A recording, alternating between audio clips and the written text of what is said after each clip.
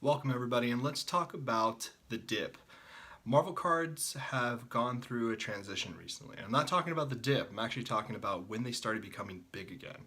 And big again, I mean people who started collecting cards, graded cards specifically, stumbled onto Marvel cards becoming underrated. And that all happened with Gary V's introduction. Underrated. Now, just to give some people perspective, I try with my videos to talk to Marvel card collectors specifically because for me, the hobby is about having people who have been here for a long time. They are due the respect they deserve. So that's who I try to talk to. I try to explain it really simple for all of you new viewers who are looking to get into Marvel cards, can kind of also understand the terminology and learn some things as well. Again, I am not the foremost expert on this at all. I have a few things in my collection, but by no means at all am I the top tier person. But I'm here talking to you now, and if you're enjoying this or want to ask me questions, please comment down below or ask away. Let's go ahead and get into it, all right? Let's talk about how this all started. So it started with Gary V, underrated, everyone ran and said, okay, what do I need to do? Where do I jump in? And unanimously, everyone went for the 1990 Marvel Universe. Now, I'm not saying that's a bad choice. It's really not. All things considering, that is the first card set done by Marvel and not Comic Images, right? And at the time, Marvel had licensed out their characters to Topps originally with the Topps stickers. Well, even before that, the 1966 version of Marvel cards, which yes, are trading card sizes, but they don't have any of the qualities of Marvel cards that we're used to today, right? We had stickers from Topps, which is the 1978, 1976, I think, as well. I'll post a couple pictures on the side so you can see. And then we get into Comic Images, which are now starting to pop up in popularity. And those cards are extremely difficult to find. They do tend to be hard to grade, just like 90. And they were mass produced like any other one, but it's been a longer time period. And a lot of people don't really pay close attention to those. But everyone collected 1990 Marvel Universe. So we got into 90 Universe and everybody was like, all right, MU90, what's the card? What's the thing I should be chasing? And we will have a video that talks about the equivalent, right? Some cards have Charizard, we have Charizard and MJ, right? Rookie Michael Jordan card and Charizard First Edition Shadowless Pokemon card. Those are two big staples, one for sports, one for Pokemon, right? People would argue Mantle for sports or Ruth or whoever, but the obtainable one is MJ currently, right? Marvel doesn't really have a particular card yet. The one everyone thinks it is the Stan Lee 1990 Marvel Universe card, his rookie card. That doesn't make a lot of sense, only because this card was massively overproduced, similar to other 1990 Marvels. That does not mean it's easy to get a Gen Mint 10. Just because cards are massively overproduced does not mean they're easy to grade. And that brings us to the 1990 Marvel Universe card set. That card set has been around for a long time. Everyone has really great memories about it, and it is really the first card set that was done by Marvel. More specifically, they decide to make it like sports cards. So you have rookie cards, you have MVPs or MVCs for most valuable comics. So you have first appearances in comic books, rookie cards, you have fun facts on the back, you have stats, you have bios. Pretty much everything that exists today about Marvel cards started from the 1990 Marvel Universe card, which is why I think they're such a big deal. Right now, we're experiencing something called the dip.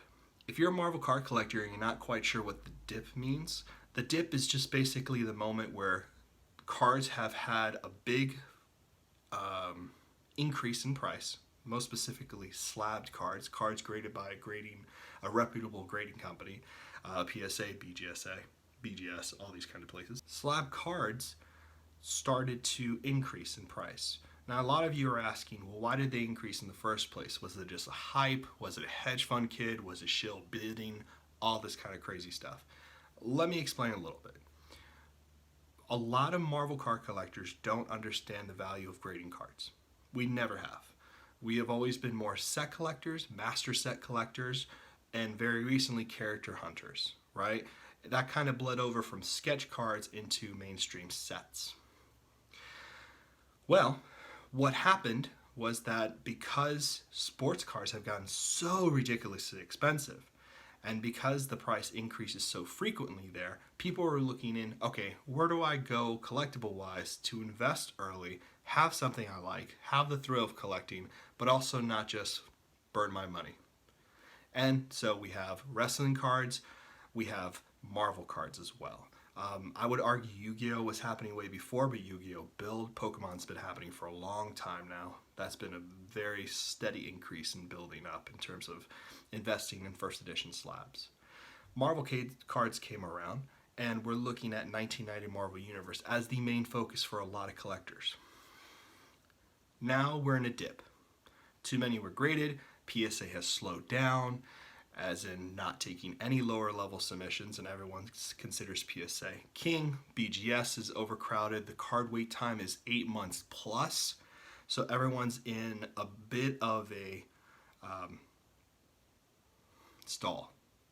So right now, all of these Marvel cards that everyone was hoping to flip and build similar to they do sports cards, meaning you can buy a sports card one day and a player does really well his next game in like a week or two, all of a sudden that sports card is worth 25% more. You could go back to a show, flip the card, and keep building until you get to that grail card that you're hoping to do, or make it a business, which is what a lot of sports collectors do. Marvel cards are not going to operate the same way right away. Currently, what's happening with Marvel cards is we're experiencing a dip. And the dip just means that Marvel cards right now, since no one's deciding to buy more Marvel cards, and because grade 10s are coming in, as they should, right? Because more people are grading the set. It hasn't evened out yet.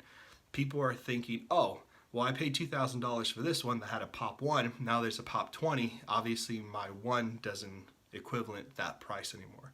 And it's only because the audience hasn't built. The main point of this influx to Marvel cards was to bring new collectors. Collectors that would think like actual slab collectors, right? So much about Marvel cards has not been discovered yet. It's uncharted territory for people who are looking to get into the Gen Mint 10 slab collections. And that's higher tier collections, not the 90 collections, not the cards where you just fill your binder and you make full sets. That's wonderful. That is not who I'm talking to about here. I'm talking to the people who are looking to get their collections to be as valuable as possible by including them into grading. Now, talking about the dip right now, anytime this happens, for all you collectors out there who are new to this, or Marvel card collectors that are wondering, is this all garbage, or is this real, or is this anything like that? Now is the time to buy. If you want a Gen Mint 10 card, they're going to start going down. Buy them cheap.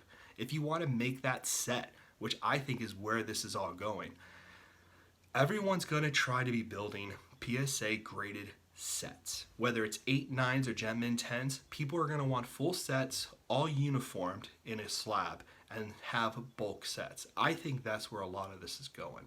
And I think now's the time for anybody else who's willing to do this. Graded cards for Marvel, I think a strange thing that's happening right now, not only is the dip happening, but people gave up trying to search for the Marvel card to get, right? What people don't realize is that you don't search for that. That comes up naturally. And that comes up naturally because of collectors. Collectors make these decisions. The majority of the collectors did not decide it was 1990 Stan Lee rookie card from 1990 Marvel Universe. None of us said that. Yet no one's raising their hand, no one said it. Okay, that was decided by people who came in from the sports world and said, who's the top figure here? Who's the main character? Do I do Spider-Man? Do I do the Cosmic Spider-Man hologram, which I would argue is a big deal, just to keep that in mind. And people decided on the Stan Lee. That was never going to hold. I think that will be way more than it costed before everyone got into it, like all the other MU90 cards, which I think a lot of people are forgetting. These are like 50 cents cards that are now like 50, 60 bucks, 100 bucks for Gen Mint 10s or more depending on the character. What's going to start happening next, which we will do a video on, is that everyone's going to start trying to figure out who's this character, what's the card, what's the special card for us, okay? But right now we are talking about the dip. What to buy, what we're thinking, what's exciting. Okay? For me as a Marvel card collector, the set that's always echoed buy me, buy me, buy me has always been the 1996 Marvel Masterpiece. This is the set everybody wanted. This is the set that you can hardly ever get. This is a set that has always been expensive. And that's the key. You're looking for the Marvel cards that have always been expensive. The ones that are very difficult to nail down. The things that are always difficult for us to collect. Okay? Let's go ahead and take a look at pscard.com. Okay, here we are. PSA card. So let's go ahead and look at the pop report up here for anybody who doesn't know.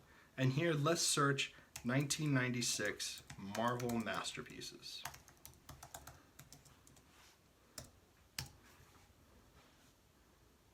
Now there's going to be 3 sections here. So you're going to have Marvel Masterpieces, which is the base set. I forget how many cards are in there. 6 gallery cards, so you have a second as well. And you have a double impact, which is also 6 cards, double-sided, embossed as well. So I have one here, and this is Pop 1. So this is the double impact Silver Surfer. This is embossed. And this is Pack 1, and I'll go ahead and shoot a better video of this. Has double size, so you have Cap and Surfer. And if you can't tell, it's embossed, so you have that kind of look right there. Alright, and this is a Pop 1, but Gem Mint 10. Okay, so this is extremely rare, and a lot of cards don't make the grade. So let's go ahead and take a look at the base set first. So we're looking at this, and we're seeing a base set card number, and there are, I think, 100 cards, 101? No, 100 for the checklist. Okay, now let's see how many Gem Mint 10s there are. There are 302 Gem Mint 10s. So right now, it is possible to get a full base set of the Gem Mint 10 1996 Marvel Masterpiece cards. There's only 528 ever graded, and this is a 100 card set. Start putting the math together. So let's see what the lowest number of Pop 10s are. We have Captain America, which has 2 Pop 10s. We have a Crystal Pop 10 1. So that means there can only be one full set, base set, of 1996 Marvel Masterpieces to be made. Only one right now in the world. More will be graded. The grading has slowed down, obviously. Couple months, we can see an influx of these. These are definitely difficult to get in terms of being, they're highly sensitive cards, they're pack sensitive, so when you pull them out of the pack, there's gloss on them, so there's chances of sticking together. You can't get a full set if you buy a box either, which a lot of people don't know. These cards are highly sensitive cards. They're always having soft corners, they always have surface issues, they're difficult to grade. Probably some of the hardest cards in Marvel cards to grade. And this, for me, if you're looking at the big thing to chase, is the 1996 Marvel Masterpiece set in PSA Gem Mint 10 or BGS 9.5, which is also fair, right? Or any other grading company, whatever you're into, doesn't matter. But this is a pretty crazy set. Ghost Rider, Green Goblin are also one. Hawkeye is one. Pop 1. Hulk is Pop 1. Jean Grey, so multiple Pop 1s in here. Psylocke is Pop 1. That's why you always see her raw card on eBay go for so much money, because everyone's banking on that 10. And you can see that people have tried, right? There's 3 PSA 9s on Psylocke, right? You can see people trying to grade these things, right? Silver Surfer has Pop 2. I have 1. See how I flex there? Just a little bit, yeah. What else? We have 5 random Pop 10s. That's interesting. Random character there. Spider-Man Pop 1. Wow. Let's look at gallery. Galleries are really tough because they have a gold edge around them and they have chipping on them constantly. I'll show you a couple eBay things and you can kind of see what I'm talking about there. That's pretty rough. So gold chipping around the edge, remember that. So we're looking at, wow, only 10 Pop 10s. Only 4 Gem Mint 10s have ever gotten the grade of Gem Mint 10. So that means we're looking at Magneto has 1, Sabretooth has 1, Spider-Man has 2, Wolverine has 0, Hulk has 0, Cyclops has 0. So you can't even get a full 10 of that yet. Double Impact is pretty bad with only 6. You have 0 for Bishop and Beast. You have 1 for Psylocke and Punisher. Remember, these are double-sided cards. Rogue, Human Torch, 1 card, double-sided. You only have pop 1. Silver Surfer Captain America, pop 1. I showed you that earlier. Storm and Spider-Man, 0. That's a pretty big hit, especially with Spider-Man on there. So that's a pretty big driving force. And I know people are going for this set because I've spoken to them. So it's interesting to see what this looks like in about 5 months. Do I think it's going to have tons of cards submitted there to try to get these grades? Not really. They're very hard to obtain, and the people who are spending big money on these cards, like base cards, are probably like between 25 to 60 a base, and 60 is being generous. Sometimes they're seeing 200, 300 for base, depending on the character. So it's kind of a big deal, and you're putting that much money into a card. You really want to see that card in person. You want to look at those photos. You want to ask for videos from eBay sellers. Like, hey, let me look at the surface. Can you show me this? How have you been storing it? How long have you owned it? Are you the original owner? People are diving into this. Mostly people would just buy boxes at this point to guarantee the condition, being condition sensitive as it is, but boxes are nowhere to be found. There's one at 30K and one at 15K on eBay. And remember, you don't get a full set from a box. So, very difficult set to get. So if you're looking to make a set, like a desirable set, PSA graded, Gem Mint 10 or BGS 9.5 set, whatever the case may be, looking at PSA alone, it hasn't happened yet. And it's pretty far off from happening. And I mean base, including base, gallery, and double impact. Pretty big deal. So the other set that I think is really nice to be going after right now, that's a little lower on the cost-effective board here. We'll go back to Pop Report. We'll go here. I say the 1992 Impel X-Men set. Yes, Jim Lee has done a set before. He did it earlier on for the Comic Image set that I told you about. He drew cards for there, but those cards, I don't think he drew for them. I think they used his artwork. This was a set he purely designed every character for. The original art for each one of these characters, so on one sheet it'd be like 1117, it has 2 characters featured on it, plus the little square where their head is. And here's an example. Domino, PSA 10, right? This card here, this art would be featured on the original art, which is 11 by 17, with this art plus the head and another character and the head. And they're roughly going now for like 6K, 10K. So they're huge pieces of original art that people love because Jim Lee demands a high premium. I don't think you get more recognizable in terms of Marvel X-Men than Jim Lee, so I think this is kind of a big set. First couple of boxes, first run of prints for them, Jim Lee actually went in there and signed a bunch of cards. He signed 5 specific cards. I'll figure out what they are for you or put them on the screen. Hopefully I'm doing this, Eddie, not just holding my finger. Who knows?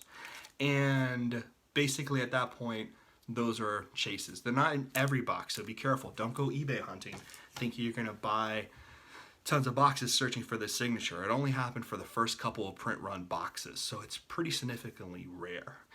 You also have holograms. These are a big one as well. So if we're looking at Series 1, right, Series 1, we'll go ahead and look at those cards. There are 737 of these cards graded. There are, what do we got here? About like 101, 102, depending on like a promo and a Series 1 tin set type of thing. So only 737 cards. We have 496 of them are Gem Mint 10. So a lot of 10s can be grabbed here. Relatively somewhat easy, I guess. I don't really think it's that easy to get 10. You have to be pretty lucky. But you're ranging up between 5 and 10 cards. Some are 4, some are 3. Pop 2 Archangel. So some of them are low numbers for Gem Mint 10s. They're not high numbers. Not a lot of them are peaking 10 or 8 for that matter. So still pretty tough run to get, but an iconic set nonetheless. I have a video where I found a bunch of these in the wild, sold them to a buddy of mine. They're beautiful cards. Beautiful cards, all Gem Mint 10. I think these are nice. I think the holograms are something needing chase. I think they're beautiful. They're gold. I have a few here. I'll have to find it for you. But looking at the holograms, oof. So 132 of them have been graded. So people have really run to these holograms. Even though there's been 132 cards hologram cards graded, and there's only 5 holograms on the set, only 10 have ever gotten the grade of Gem Mint 1010 under PSA. 3 for Wolverine, 4 for Cable, 1 for Gambit. 1 for Gambit, that card junkie. 2 for Magneto, 0 for X-Men. Okay. I didn't know that, and that's pretty crazy in my opinion. Those are really hard holograms to get. Holy hell. The 1990 holograms are a great one to look at as well. Those are super tough to get graded. Still searching for a surfer. But yeah, that's pretty intense. But I think this is a great set to look at as well. And hopefully during the dip, I would run to these and try to do a full Gem Mint 10. Just because I think this set will always be around, and I think it's so iconic. The other one, which is really amazing, something to think about. And on a side note, if you're looking to get anything, if you're looking to buy during the dip, look for cards that usually brick in boxes. Those cards are always high glossy, right? And they stick to other cards, and they have all these white marks, and the paper has been pulled up by the other gloss to the other paper. So be sure to check that out for the dip. If you've seen a card for like 35, 40, and it's from like 1992 Marvel Masterpieces, something to think about if you're ever going to make that set. Now would be the time to buy cheap and make that full set. If you're looking at something like, you know, the 92 stuff, like this is a 10 surfer. Sorry, it's all surfer all the time. I'll try to diversify my portfolio, I promise. If you're looking at this guy right here, this is very much, you know, hard to get in a 10. Now there's a few of them. I think there's 7, right? You also have a promo version, which I hopefully will have in the mail soon enough. But these stick to each other. Most glossy cards will stick to each other, especially 30-something years later after they've been out. We're all getting older. Sorry about that. Bearer of bad news. But I would look at them. You know, anything with gold borders as well. Like this is a beautiful card. Beautiful card. $30, $40 for this card? All day. I don't know why anybody would stop. Gem Mint 10, gold border like that. Beautiful. Actually a 10 because it's a little more, you know, actually a 10. Beautiful. Beautiful card. That's nothing. I mean, think about it this way, which I don't know if a lot of people are thinking about it this way. If you grade a card PSA, now it costs $300. It won't always, but the prices are not going back to what they were. Ridiculous if you think that's the case. I know there's been rumors of the guy from PSA or whatever confirming it already. It's not happening. Everyone's raised their prices. PSA is not going to come back with little prices. They might do a deal. They might have some specials here and there, but I don't think it's happening, my opinion. Honestly, $40 for a PSA Gem Mint 10 or $60 for a card that usually bricks in a box, I can't see you losing on that one. That's what I'm doing, at least, just so you know, during the dip. Keep saying the dip to keep this video very relevant to the title, The Dip. So, we've looked at that. So we looked at 96 Marvel Masterpieces as the set to look and dive into. We looked at 92 X-Men Series 1, which I think is lovely. Series 2 is awesome too, but Series 1 is special. Number 1, that's how it goes. 92 Marvel Masterpieces as well. And just take a look at these. I think another one that people are really banking on is the 1980 Comic Images, the heroic ones, I believe it's called. I'll have to check it out again. Those are great. I haven't dove into them yet. They're very difficult to find cards. They're getting very expensive now. I think a box just recently sold for $8,000. Yeah, that happened. So people are running to that set. I think, in my opinion, when you get pre-1990 Marvel Universe, you're teetering on vintage. Right? And vintage is expensive in sports, right? I mean, we all have seen those cards go for exuberant amount of money. But the problem with vintage is that it's a very small pool of people who are buying those cards. It's not a nostalgia factor. I mean, if you look at Pokemon, 1999, Charizard First Edition Shadowless was not the first Charizard card. Hate to break it to you, but it's not. There were cards before that that featured Charizard on, but no one has ever grabbed the price like that Charizard. Yes, it's part of a cultural phenomenon in terms of grabbing that card and pulling it. And I was there. I pulled one. I loved it. I don't think it was first edition. I think I've lied to myself recently, making myself believe it was first edition to be cooler, but it probably wasn't. I remember trying to pull that card, and I did, and it was awesome. But, again, This has a giant cultural thing to it that is true, and that's what makes it so desirable for people. Will Marvel cards get to these prices? I don't know. We've been in a society now where we're starting to increase value on nostalgia, and we look at having those items as part of modern art. People are now investing in big cards like stock market, right? Oh, here's a big card. I can own 10% of this if I buy in, and then when it sells, I get this amount of money and I can vote on it. That's what the world is right now. That's what's happening. So who knows what's happening to these collectibles? Do not spend money on these things if you don't have it. Don't be an idiot. There's no need to do that. This is all for fun. This is if you were into it. There's cheaper ways to get into it. Go to card shows. Still, people are overvaluing Marvel, and right now during the dip, everyone's like, I guess I was wrong about Marvel, and giving it away. Be there. Take it. Enjoy it. Love it. Appreciate it. Nothing happens to it. You got in cheap and you enjoyed the card. Have a good time with it.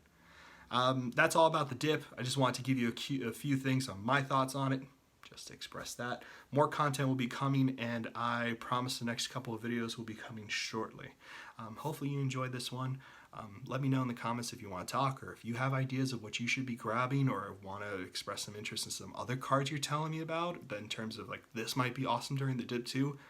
Tell me. Hit me up on my Instagram, SketchCardHive, if you want. Again, no need to comment, subscribe, all that kind of crazy stuff, if you want to. I appreciate you being here and listening to me wax poetic about cards for a little bit. Thank you, everyone. Be safe. Have fun. I'll see you soon.